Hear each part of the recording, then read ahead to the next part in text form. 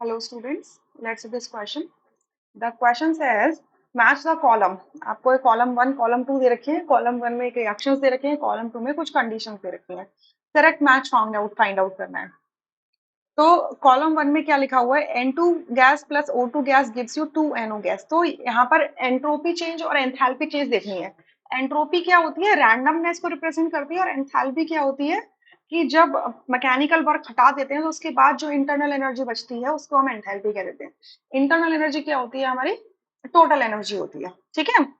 सो यहाँ पर अगर आप देखोगे कि ए के अंदर डेल्टा एन जी क्या है, मतलब डेल्टा एन जी क्या होता है, n p gas minus n r gas होती है। मतलब कि gaseous total number of moles of the gaseous product minus total number of moles of the gaseous reactant, ये लिखते हैं। ठीक है।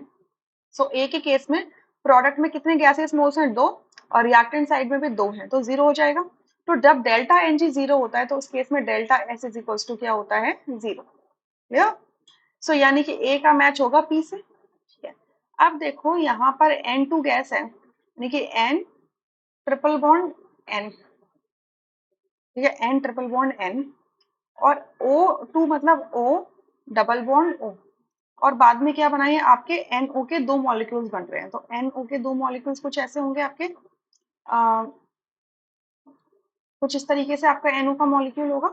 ठीक है, NO का एक मॉलिक्यूल इस तरीके से होगा जिसमें ऑक्सीजन का तो ऑक्टेट कंप्लीट हो रहा है, बट आपके नाइट्रोजन का ऑक्टेट कंप्लीट नहीं होगा। क्लियर, कुछ इस तरीके से मैं रिप्रेजेंट कर दे रही हूँ इसको।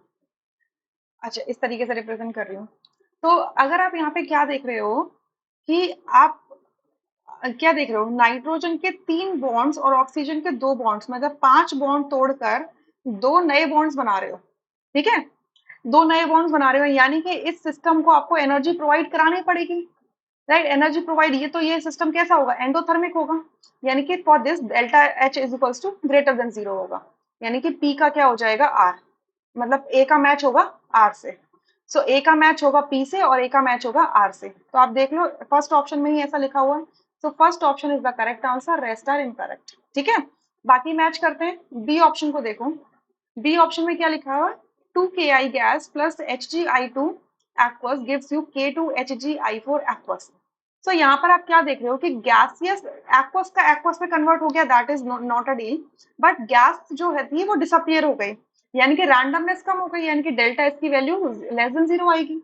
ठीक है, जब भी रैंडमनेस कम हो जाती है, सबसे ज्यादा रैंडमनेस होती है गैसेस में, फिर लिक्विड्स में, और फिर आपके सबसे कम होती है सॉलिड्स में। सो गैस डिसअपियर हो गई है, रिएक्टेंट से प्रोडक्ट में जाने पे गैस डिसअपियर हो रही है, यानी कि रैंडमनेस कम हो रही है। तो बी का क्या होगा, क्यू। और देखो, अब इस पूरे रिएक्शन में देखो कि आप क्या कर रहे हो, आप क्या कर रहे हो, यहाँ पर बॉन्ड्स को देखना पड़ेगा। ये आपका क्या है, एक स्टेबल कॉम्प्लेक्स बन रहा है। ठीक है, स्टेबल कॉम्प्लेक्स बन रहा है, एक्वा सोल्यूशन बन रहा है। यहाँ पर क्या हो रहा है, पोटेशियम है, पोटेशियम यहाँ पे के पॉजिटिव होगा, और वाटर क्या करेगा, उसको हाइड्रेट करेगा। ठीक है, हाइड्रेट करेगा, तो हाइड्रेट हो जाने की वजह से हाइड्रेशन एनर्जी रिलीज हो जाएगी। तो ये प्रोसेस कैसा होगा, ओवरऑल एक्सोथर्मिक होगा। ये प्रोसेस होगा ओवरऑल एक्सोथर्मिक, तो डेल्टा एच की वैल्यू क्या होगी, लेस देन जीरो हो जाएगी इसके लिए।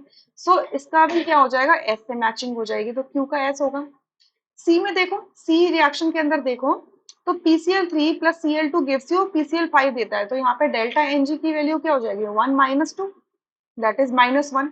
यानी कि number of moles of gaseous products decrease हो रहे हैं, यानी कि डेल्टा एस क्या होगा, लेस देन जीरो। ठीक है, delta S less than zero होगा। अब यहाँ पे आप क्या नोटिस कर रहे हो,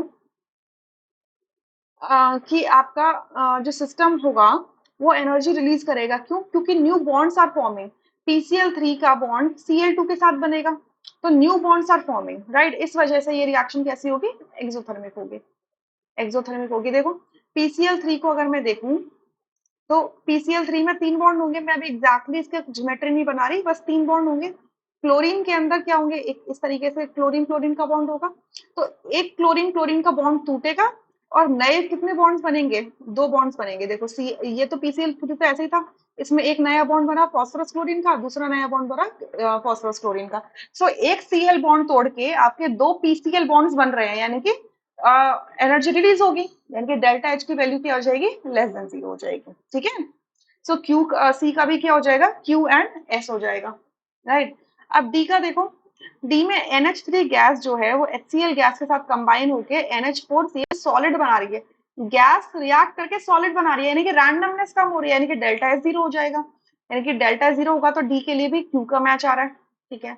अब बॉन्ड्स फॉर्म हो रहे हैं, NH3 और HCl के बीच में बॉन्ड्स फॉर्म हो रहे हैं, तभी तो नया एक कंपाउंड बन रहा है। यानी कि रिएक्शन क्या हो रही है, एक्सोथर्मिक हो रही है। सो डेल्टा एच क्या हो जाएगा इस केस में, जीरो होगा, लेस देन जीरो होगा, सॉरी। सो इसके लिए भी एस की मैचिंग हो जाएगी डी के लिए। सो इस वजह से इस पूरे क्वेश्चन के अंदर ए फर्स्ट ऑप्शन करेक्ट होगा, rest options would be incorrect. I hope you understood this question really very well. Thank you.